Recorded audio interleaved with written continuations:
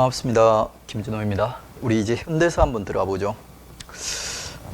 현대사라고 하면 이제 해방 이후 공간을 갖다 얘기하는 거예요. 그러니까 해방 이후에 우리 역사가 어떻게 흘러갔나.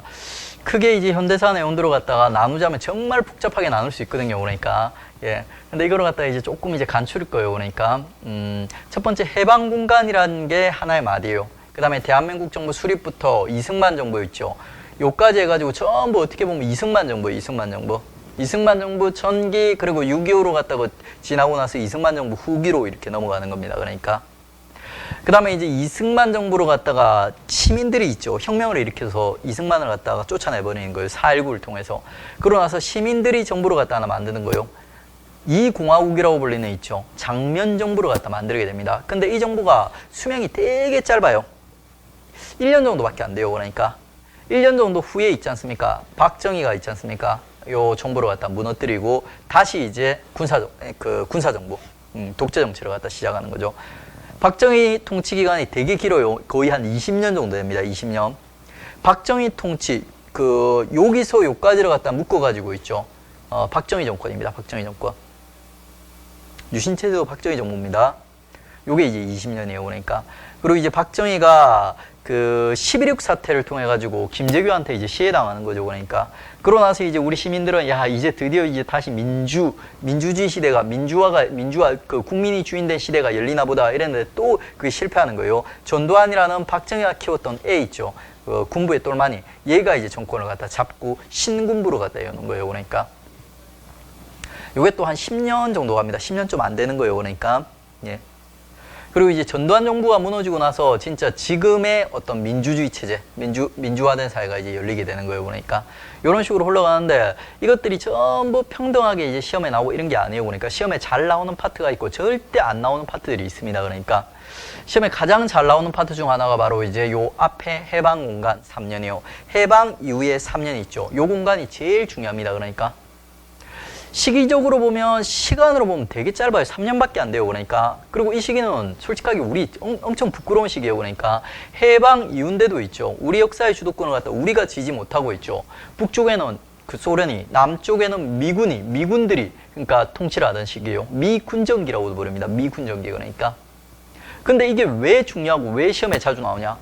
요 3년, 해방 3년간 미군정기 동안요 있죠. 북한이 어떤 방향으로 나갈지, 남한이 어떤 방향으로 나갈지 그 역사의 그러니까 기본적인 방향들이 정해져 버려요. 그러니까 북한은 있죠. 소련과 함께 공산화되고 있죠. 남한은 미국과 함께 자본주의화돼 간다는 있죠. 이런 방향성을 갖다 요 시기에 이제 결정을 해버리는 거예요. 그러니까 이 시기가 정말 중요한 시기입니다. 그러니까 그러나서 이제 미군정 3년이 끝나고 우리 정부가 이제 세워지는 거예요. 그러니까.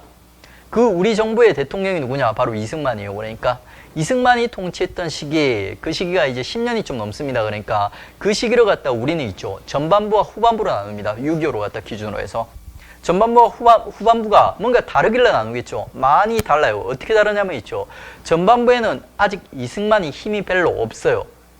이승만의 가장 큰 정치적인 무기가 뭐냐면 바로 반공이에요. 반공 뭔지 아시죠? 공산당 때려잡자는 거예요. 그러니까 반공. 이승만이 얘기할 때 항상 이렇게 얘기하는 거예요. 우리 공산당을 때려잡기 위해서 우리 힘을 합치자는 거예요. 그러니까 공산당을 때려잡기 위해서 우리 이런 정책을 펼치자는 거예요. 그러니까 근데 6.25 이전에는 있죠. 이승만이 그렇게 주장을 해도 있죠. 사람들이 잘 못 알아먹는 거예요. 지는 공산당이 뭔지 잘 모르겠구만요. 이러는 거예요. 그러니까 근데 6.25 전쟁이 딱 터졌어요. 터지고 나면 이제 어떻게 될까요? 이승만이 우리 공산당을 때려잡기 위해서 뭘 합시다 그러면 사람들 반대할 수 있어요? 없어요? 못하는 거예요. 이제는 반대하지 않습니까? 난 공산당이 누군지 모른다고 하지 않습니까? 그럼 너 공산당이네. 이렇게 잡혀가 버리는 거예요. 그러니까 이승만의 반공이라는 정치적인 무기가 있죠. 완전 업그레이드 되는 게 바로 6.25 전쟁이에요. 그러니까 이 6.25 전쟁 이전에 이승만이 펼치는 정책들을 갖다 보면 좀 상식적인 정책들을 펼쳐요. 왜? 이승만이 힘이 없으니까 시민들의 여론에 등 떠밀려서 되게 상식적인 정책들을 펼치는 거예요. 나름대로. 그러니까. 근데 6.25 전쟁이 딱 터지고 나면 이승만의 반공이라는 무기가 완성이 되는 거예요. 이승만 지 마음대로 정치를 갖다 하는 거예요. 통치를 하는 거예요. 그러니까. 그래서 6.25 전쟁의 이후에 이승만이 펼치는 정책들을 보면 전부 다 독재를 위해서, 자기의 독재, 장기 집권을 갖다 위해서 있죠. 이런 걸로 갖다 위해 가지고 정책을 갖다 펼치는 모습들을 갖다 우리가 볼 수 있습니다. 그러니까 이승만 정부도 은근히 자주 나와요. 그러니까 그 다음에 이제 이승만 정부를 갖다 무너뜨린 이공화국 장면 정부는 시기적으로도 짧고 있죠. 지금 우리 군대 우익 역사가들은 되게 싫어하는 내용이에요. 그러니까 시험에 나올 확률이 거의 없습니다. 그 다음에 이제 박정희 정부가 이제 탄생을 하는 거죠. 그러니까 박정희 정부는 있지 않습니까? 경제적 성과만 나요. 우익 역사가들이 받았을 때 있죠. 진해가 봐도 있죠. 박정희의 어떤 정치적 성과는 좀 부끄러운 거예요. 그러니까 예. 박정희의 친일행각 이런 거 빼더라도 있죠. 박정희가 20년 동안 통치했던 이 시기는 독재가 분명히 맞거든요. 그러니까 정치적으로는 뭔가 문제가 있어요. 그래 정치와 관련된 내용은 시험에 안 내요. 대신에 박정희의 경제적 성과들이 있지 않습니까? 그거 맞거든요. 그러니까 60년대부터 해가지고 우리 수출 주도형 경제 체제가 잡히고요. 요거로 갖다 나중에 그 70년대 중화학공업으로 발전을 갖다 시키는 거예요. 그러니까 요런 내용들이 시험에 나요. 전두환 때도 거의 비슷합니다. 그러니까 전두환의 어떤 정치적인 내용들 있죠. 이런 것들은 우리 시험에서 거의 금기시되고 있어요. 예. 되게 이제 군대 시험이 되게 보수적이에요. 그러니까 예. 그래서 안 나오고 나온다면 전두환의 어떤 정치적인 성과, 업적들이 있죠. 이런 것들 나옵니다. 그러니까 거의. 이 뒷부분은 우리가 깊이 공부할 필요는 없어요. 그러니까 그냥 크게 어떤 식으로 올라갔다 이런 흐름만 잡아주십시오. 그러니까 그 다음에 이제 이 부분과 관련해서 우리 시험에 나오는 게 뭐냐면 나중에 이 부분에서 군대 특수사들이 이런 현대사와 얽혀가지고 등장을 하는 거예요. 그게 시험에 많이 나와요. 그러니까 그런 부분들이 이제 여러분 자세히 하시는 거고 필요 없는 것들은 너무 깊이 들어갈 필요 없어요. 그러니까 기본적인 역사 내용은 한 요 정도까지만 정리를 하시고 뒷부분에는 경제적인 성과 이런 것만 가볍게 정리해 가시면 됩니다. 그러니까 한번 들어가 보겠습니다. 그러니까 밑에 보니까 또 요 그림 있죠. 요거는 이제 해방 3년 있죠. 그 공간에서 있었던 일을 갖다 순차적으로 이렇게 쭉 나열해 놓은 거예요. 그러니까 되게 어려워 보이죠. 그러니까 처음에 이제 자주적 국가 건설 시도를 갖다 합니다. 그러니까 미국이 들어오기 전에 있지 않습니까? 그 우리나라 사람들이 이제 착각하고 있었던 거예요. 그러니까 이제 해방됐으니까 우리가 우리 국가를 건설할 수 있겠지 이렇게 착각하고 있었던 거예요. 근데 말 그대로 착각이에요. 그러니까 미군정이 있죠. 미국이 군정을 갖다 실시해 버리는 거예요. 그러니까 예. 그다음에 이제 미군정이 실시되는 3년 동안 제일 중요한 사건 하나가 있어요. 핵심적인 사건. 그게 바로 모스크바 참상이에요. 미국이 군정을 실시하긴 했는데 얘들이 평생 동안 있지 않습니까? 앞으로 계속 미군정을 실시하는 건 아니에요. 그러니까 한국을 해방시켜주긴 할 거예요. 한국의 정부를 갖다 성립시켜주긴 할 건데 있죠. 일단은 그 정부를 수립하기 위해서는 준비가 필요하다는 거예요. 그러니까 예. 그래가지고 이제 언제 어떤 식으로 한국을 갖다 해방시켜줄 건지 한국의 정부를 갖다가 수립해줄 건지 그거에 대해 논의하는 회의가 바로 모스크바 3상회예요. 예, 이 모스크바의 3상회의 결정안에 따라서 이런 사건들이 쭉 전개가 되는 겁니다. 그러니까 예, 모스크바 3상회가 동그라미만 쳐주세요. 이거 아직까지는 여러분 보셔도 뭔 말인지 보기 어려워요. 하나씩 이제 앞에 뒤에 부분을 배우고 나서 나중에 보면 이런 흐름이구나 이렇게 정리가 되게 됩니다. 그러니까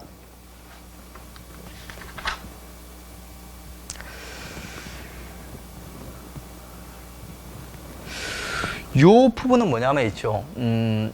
이게 책에서는 뚜렷하게 나오는데 비면 약간 흐리게 나오죠. 그러니까 요거는 뭐냐면 국내와 국외 해방 공간에서 국내와 국외에서 활동했던 세력들이 있는데 국외 세력들은 여러분 싹 무시하셔도 돼요. 그러니까 우리 이제 일제강점기 마지막에 봤던 두 개 군대 그리고 두 개의 단체예요. 그러니까 근데 이것들은 크게 중요하지 않습니다. 왜 그러냐면 얘들은 해방 공간에서 활약을 한 게 없어. 그러니까 제대로 그러니까 임시정부로서 조선 독립동맹에서 활약을 한 게 없어요. 그러니까 그나마 이제 우리가 좀 알아줘야 될 애들이 있다면 얘들이에요. 그러니까 해방 공간에서 국내 세력들이 있지 않습니까? 어떤 애들이 있었는지 보는 거예요. 그러니까 빨간색과 파란색으로 되어 있죠. 빨간색은 여러분이 딱 연결이 되실 거예요. 그러니까 말 그대로 빨갱이에요. 그러니까 바로 이제 그 좌파 애들. 그리고 파란색은 민족주의 계열, 우파 애들. 그러니까 극좌 애들이 바로 국자를 상징하는 인물이 바로 조선공산당의 박헌영입니다. 그 다음에 이제 빨간색은 빨간색인데 약간 빨간색이 있죠. 예, 타협의 여지가 있는 빨간색이요.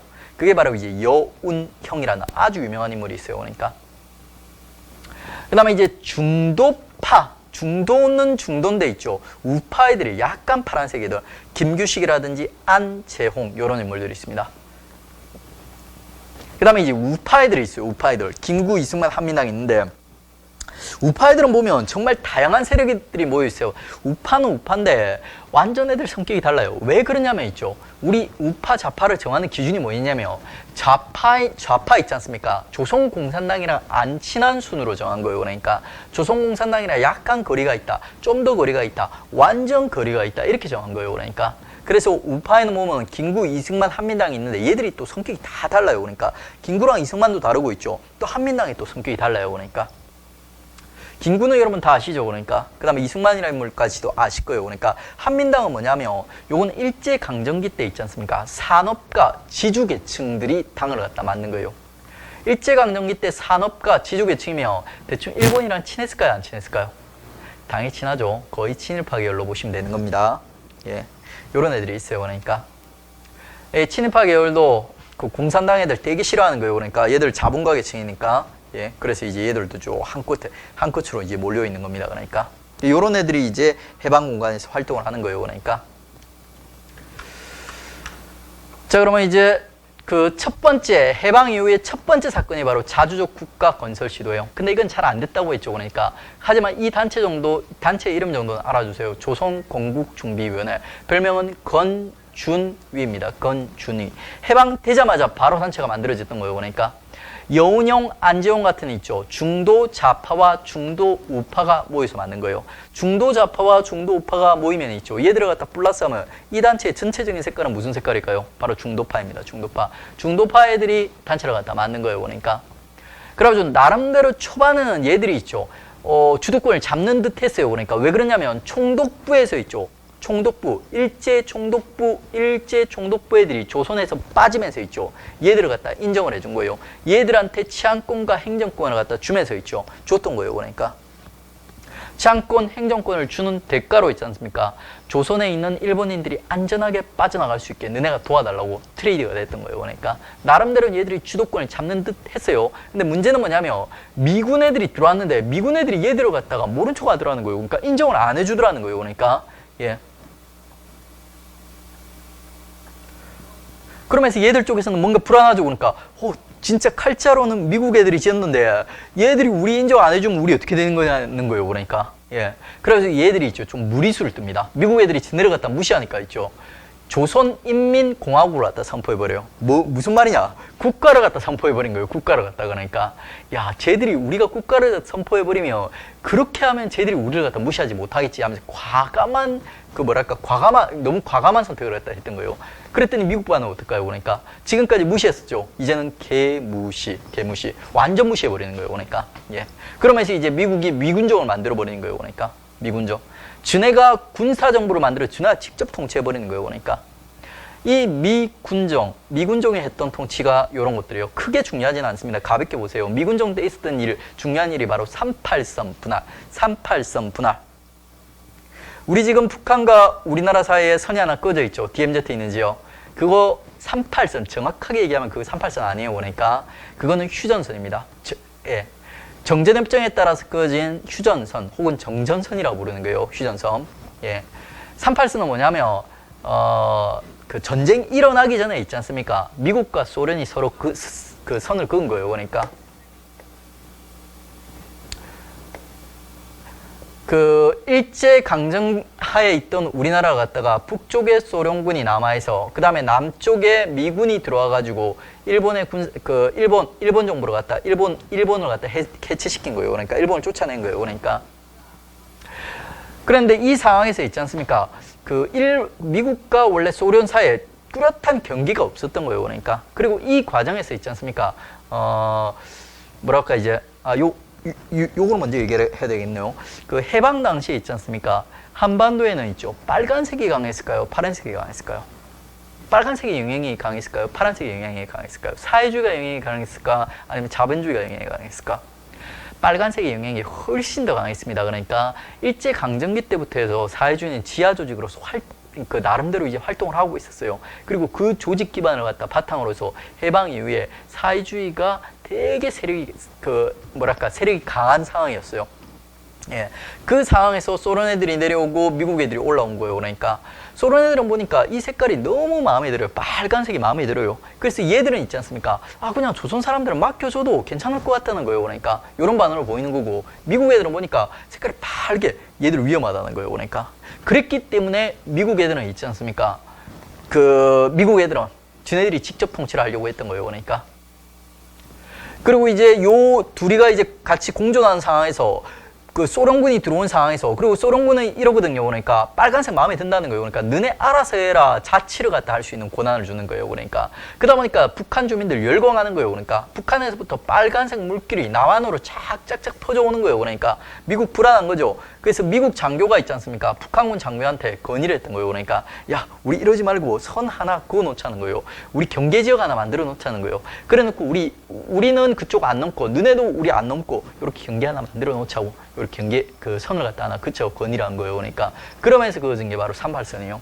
38선은 중요한 게 뭐냐면 뭔가 거대한 협약 같은 게 맺어진 게 아니에요. 그러니까 대위인가? 미군 대위인가? 소련인가? 어쨌든 그러니까 장교 중에서 그렇게 높은 것도 아니에요. 요 사람이 하나 건의를 하고 소련 장교가 받아준 거예요. 그러면서 그어진 게 38선이에요. 예.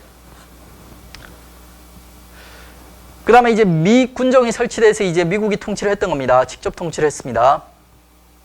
근데 미군족이 통치를 잘했을까요? 못했을까요? 되게 못해요. 경제적으로 되게 못하고 있지 않습니까? 정치적으로도 뭔가 문제가 있습니다. 그러니까 군발이 통치를 했는데 뭔가 잘 못했던 거죠. 그러니까 어떤 문제점들이 있나 보면 일제시대 체제를 그대로 유지했던 거예요. 그러니까 무슨 말이에요? 그러니까 친일파들 있지 않습니까?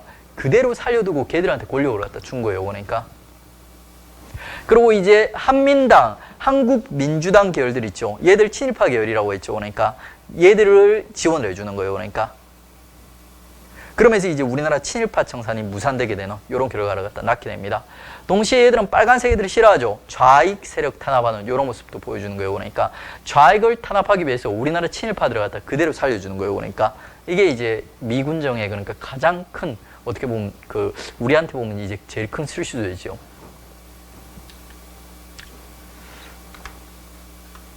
다음에 이제 미군정이 실시되고 난 다음에 있지 않습니까?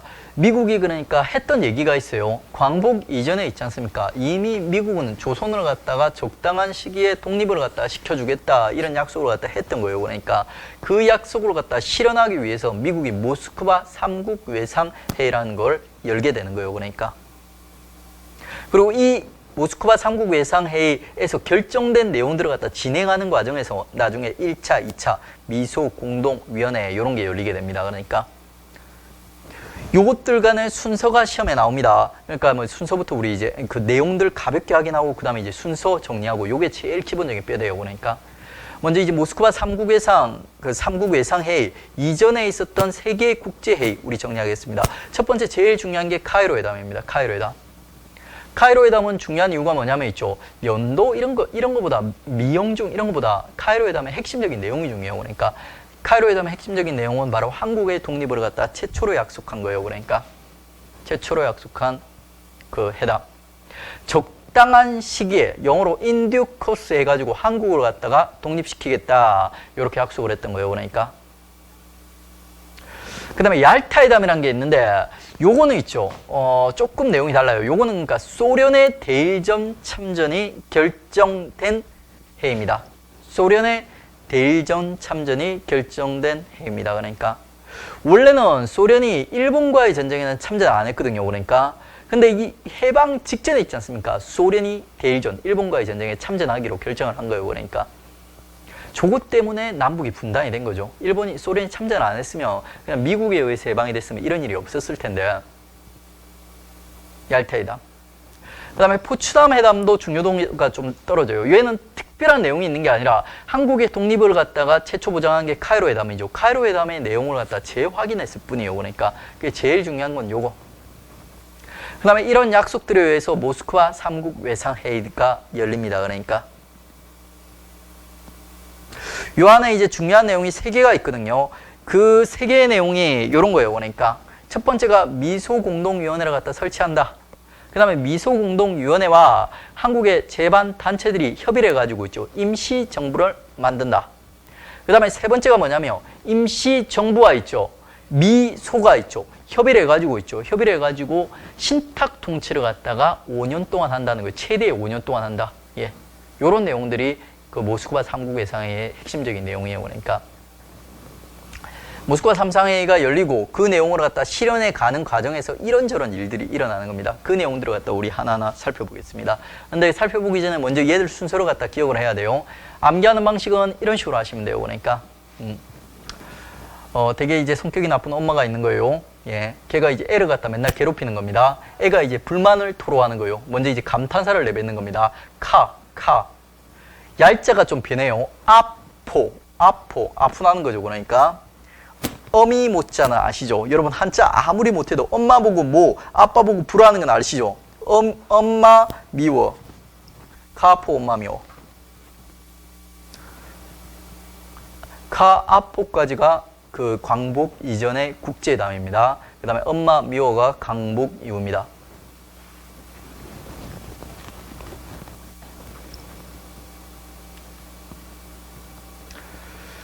자, 그 다음에 모스크바 3상회의를 갖다 조금 우리 구체적으로 한번 들어가 볼게요. 깊이까지 한번 들어가 볼게요. 그러니까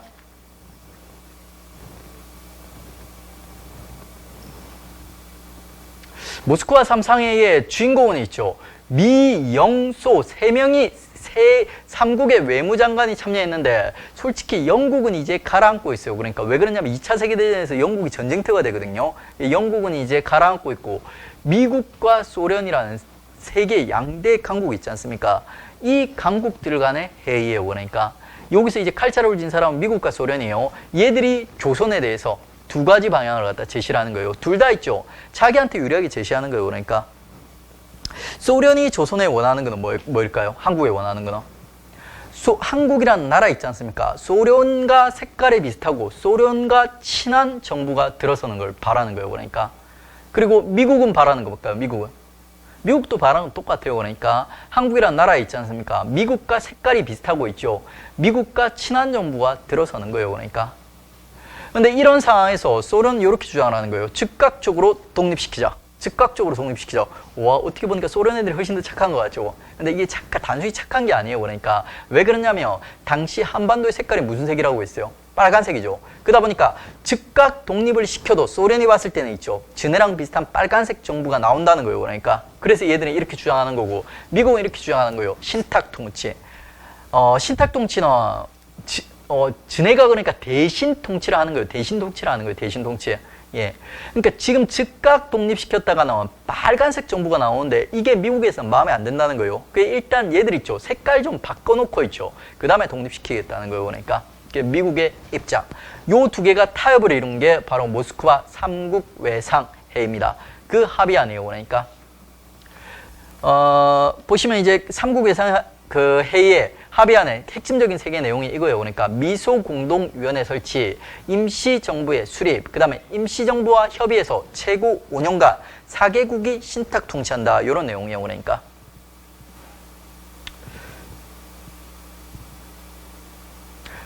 미소공동위원회 설치, 그 다음에 이제 얘들이랑 국내 단체들이랑 협의해서 임시정부 만들고, 그 다음에 임시정부와 협의해가지고 있죠.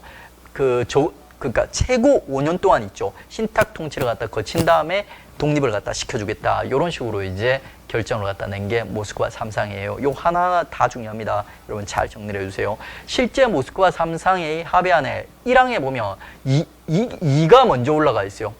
원래 논리적 순서 보면 미소공동위원회가 만들어지고 그 다음에 임시정부, 그 다음에 신탁 통치한다는 거예요. 그러니까 근데 실제로 요 모스크바 3상의 1항에 보면 임시정부 수립이 먼저 나와 있어요. 왜 이렇게 논리적인 순서로 갖다가 뭐랄까 뒤틀어가면서 임시정부를 맨 앞에 내놨을까요?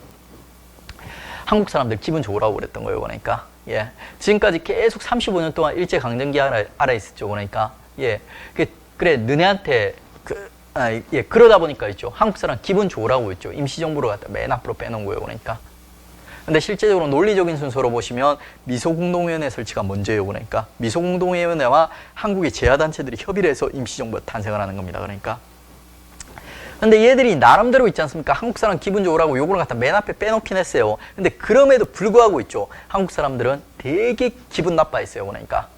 이 모스크바 3상 회의의 합의안에 대한 한국 사람들의 반응 초기에 좌우를 망라하고 거국적으로 이 합의안에 대해서 반대를 했던 거예요. 그러니까 왜 반대를 했을까요? 그러니까 바로 요것 때문에요. 신탁통치, 신탁통치.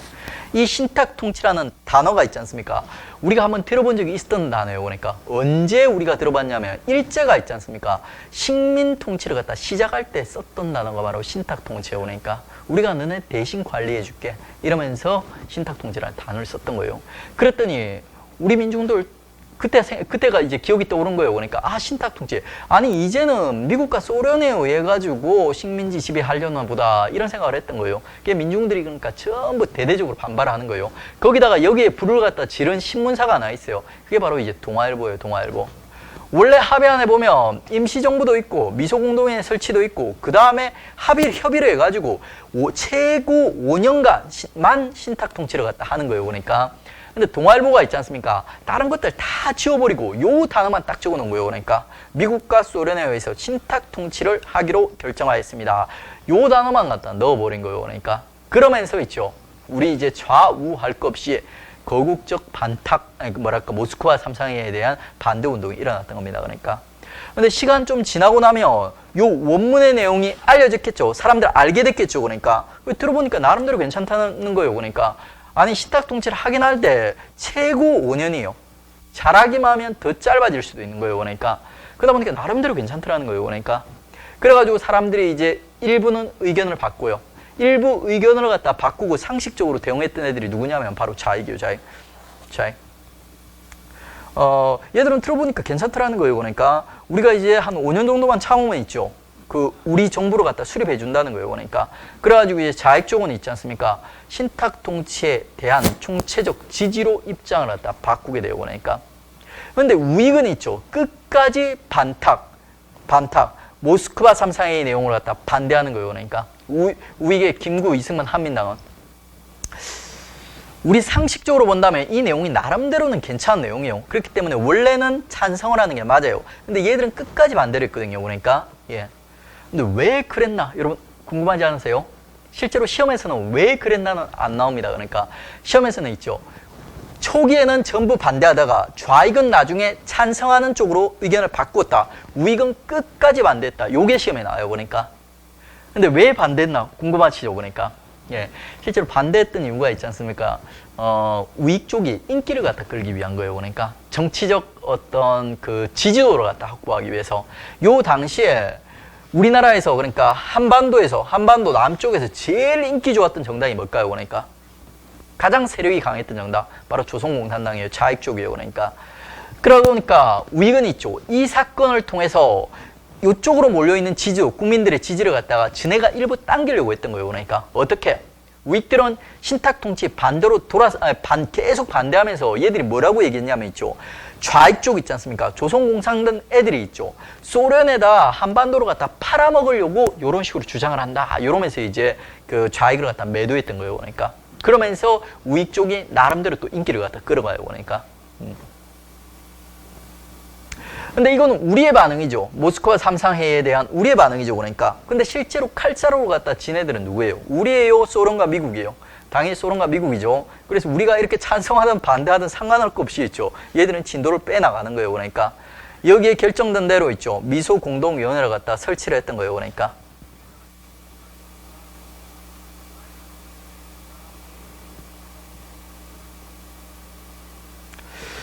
얘들이 미소공동회를 갖다 설치를 하고 그 다음에 이제 두 번째는 뭐 해야 돼요? 임시정부 수립해야 돼요. 미소공동위원회와 그 다음에 한국의 여러 단체들이 모여가지고 임시정부를 갖다 수립해야 되는 거예요. 거기서 진도가 막히는 거예요. 그러니까 어떻게 막히냐면 우리 때문이 아니에요. 얘들 사이에 입장이 달랐던 거예요. 그러니까 소련은 이렇게 주장하는 거예요. 그러니까 삼상회의에 반대하는 정당은 제외하자 이렇게 됐던 거예요. 삼상회의. 여기 반대했던 정당이 누구예요? 바로 얘들이죠. 그러니까 아니 이 합의안에 대해서 근본적으로 이의를 갖다 제기하고 동의를 갖다 못한 애들은 우리 임시정부 만들 때 배제를 하자고 주장을 하는 거예요. 왜? 그렇게 해버리면 얘들만 참여를 하죠. 완전 빨간 애들만 임시정부를 만드는데 참여를 하는 거예요. 그러니까 소련 입장에서는 너무 기쁜 거예요. 그러니까 근데 미국 쪽에서는 안 되죠. 그러면 미국 쪽에서는 이렇게 주장하는 거예요. 야 그런 게 어디냐는 거예요. 그러니까 야 우리 민주주의 사회에서 의견이 다르더라도 같이 가야지 이렇게 얘기하는 거예요. 모든 정당 단체에 포함하자 이렇게 주장을 했던 거예요. 그러니까 이 둘 사이의 의견이 좁혀지지가 않습니다. 그래서 1차 미소공동위원회가 결렬이 됩니다. 결렬이. 그러면서 있죠. 거기에 대한 여러 가지 대안들이 나오는 거예요. 예, 앞으로 우리 어떻게 해야 되는가.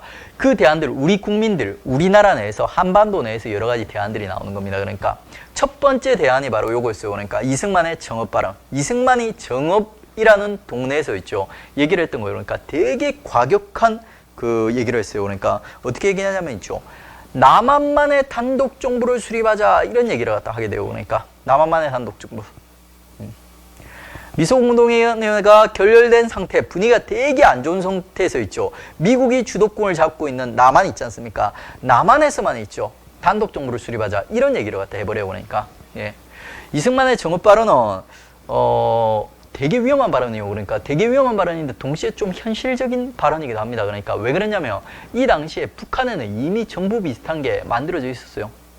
북조선 임시인민위원회라는 있죠. 거의 정부 비슷한 단체가 만들어져서 북한은 여러 가지 개혁들을 갖다 착착착 진행을 하고 있는 상태였거든요. 그런데 남한은 진도를 갖다 못 빼고 있다는 거예요. 그러니까 그러면서 이승만이 남한도 우리 북한에 뒤질 수 없으니까 우리도 얼른 정부 만들어가지고 진도 빼자 이렇게 얘기하고 있었던 거예요. 그러니까 근데 이게 현명한 나름대로 현실적인 대안인 동시에 위험한 발언이에요. 그러니까 대부분 민족주의자들은 야, 쟤 되게 위험하다는 거예요. 어떻게 그럴 수가 있냐는 거예요. 그러니까 왜? 그렇게 했다가 북한에 이미 정부 비슷한 게 있는데 남한에도 정부 같은 걸 만들지 않습니까? 그러면 우리 남북이 분단될 수 있다는 거예요. 그러니까 그리고 우리 남북이 갈등하다가 나중에 전쟁까지 일어날지도 모른다는 거예요. 그러니까 예, 이미 민족주의자들 예상하고 있었어요. 그러니까 그런 일이 일어날지 모른다고. 그래서 대부분에 있죠. 상식 있는 민족주의자들은 얘기하는 거예요. 그러니까 우리 어떻게 해서는 있죠. 좌우가 있죠. 양보를 해가지고 하나의 정부를 갖다 만들자고 얘기를 했던 거예요. 그러니까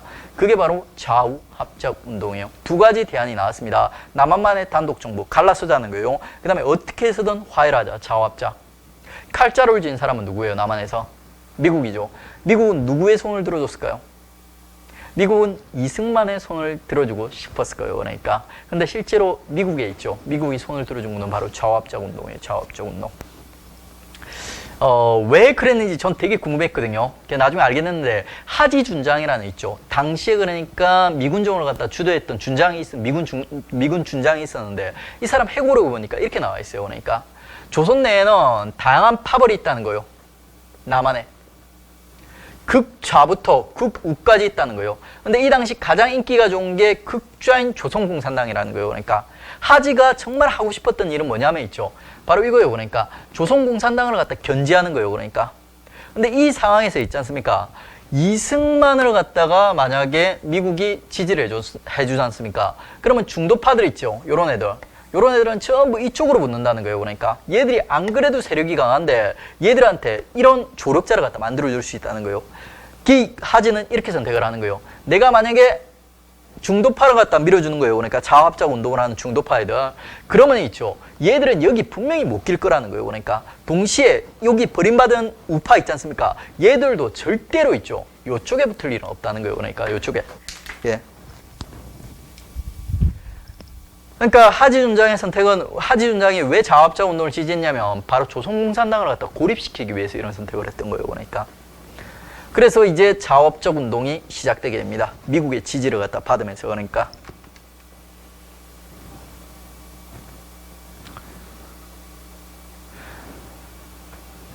좌합작 운동 배경 보십시오. 그러니까 1차 미소공의회 휴회, 그 다음에 이승만의 정업 발언, 여기에 대응해서 좌합작 운동에 대한 주장이 나오고 있죠. 미국이 이걸 갖다가 밀어주게 되는 거예요. 그러니까 여기 보시면 이거는 이제 중도 세력의 운동이죠. 그래 보시면 중도파들이 참여했어요. 그러니까 중도 좌파인 요은영, 그 다음에 중도 우파인 김규식이 주도해서 참여를 하고, 그 다음에 미국이 적극적으로 지원을 해줍니다. 그러니까 이런 이제 좌합작 위원회가 결성이 돼가지고 얘들이 이제 어떻게 우리 운동을 갖다가 어떤 방향으로 진행을 나갈 것인가, 그거에 대해서 좌합작 7원칙이라는 걸 만들게 됩니다. 근데 여기서 4개만 중요해요. 4개만.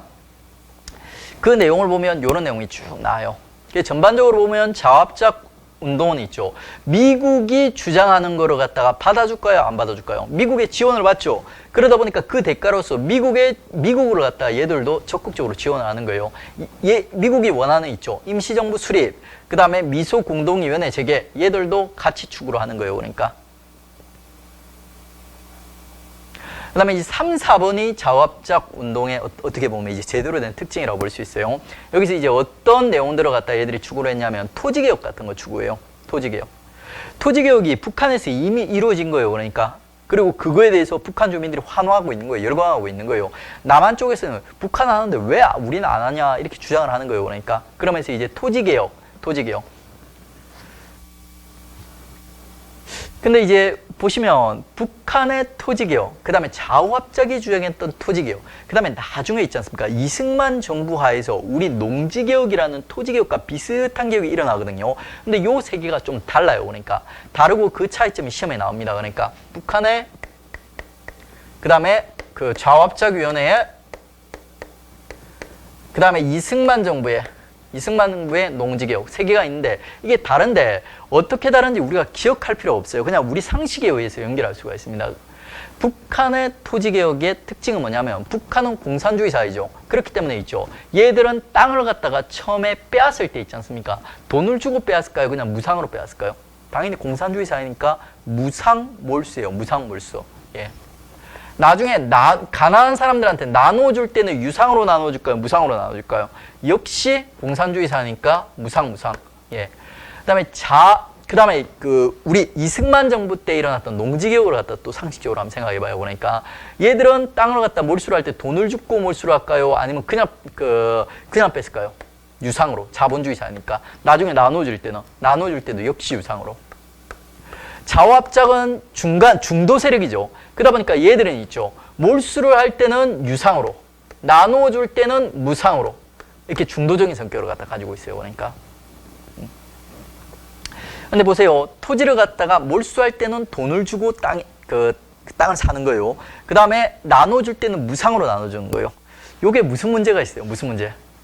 나라 안 그래도 가난하죠. 그러니까. 근데 이 가난한 나라에서 땅을 살 때는 유상으로, 근데 나눠줄 때는 무상으로. 비현실적인 개혁이죠. 이건 실시되지를 못해요. 그러니까 요런 개혁안을 갖다 제시를 하는데 실시되지를 못해요. 그러니까.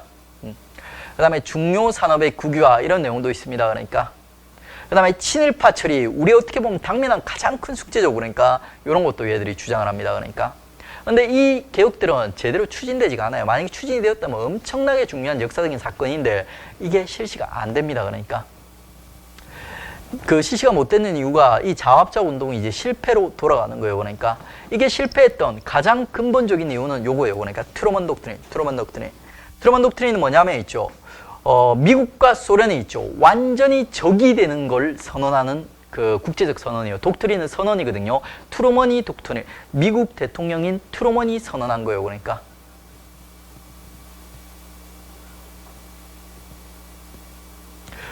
원래 이제 해방 직전에는 미국과 소련이 적관계가 아니에요. 원래는 2차 세계대전에서 누구지 그러니까 독일과 같이 싸운 원래 전우였어요. 그러니까 이념이 다르긴 다르지만 있죠. 서로 어떻게든 한번 친하게 지내보려는 이런 관계였어요. 그러니까 근데 이제 요 시기가 돼버리면 미국과 소련이 완전히 등을 돌리는 거예요. 그 등을 돌리는 선언이 트루먼 독트린입니다. 그러니까 이렇게 되다 보니까 미국은 있죠. 이제는 좌익 세력을 갖다가 인정할 이유가 없어지는 거예요. 그러니까 그러다 보니까 자화합작에 대한 지지를 갖다 거두어 버리게 되는 거예요. 그러니까 거두어 버립니다. 그러면서 이제 자화합작위원회가 힘을 갖다 잃게 돼요. 그러니까 동시에 있지 않습니까? 자화합작위원회는 내부적으로도 문제가 있었어요. 그 내부적 문제가 뭐냐면 좌우익, 전혀 색깔이 다른 애들이 뭉쳐 있는 거예요. 그러니까 그러다 보니까 중도파 애들은 뭉쳐 있는데 우익도 참여를 안 하고 좌익도 참여를 갖다 안 했던 거예요. 그러니까 결국 이제 2차 미소공동회 열리지만 이거 진도가 안 나가는 거예요. 그러니까 미국은 소련 애들이랑 야 너네랑 얘기 안 된다. 소련도 마찬가지인 거예요. 그러니까 그러면서 이제 2차 공동위원회도 결렬이 되는 겁니다. 그러니까 이러면서 이제 분위기가 싸해지는 거죠. 그러니까 여기까지 했다가 이제 우리 쉬었다가 대한민국 정부 수립 그리고 이제 이승만 정부로 이제 넘어가도록 하겠습니다.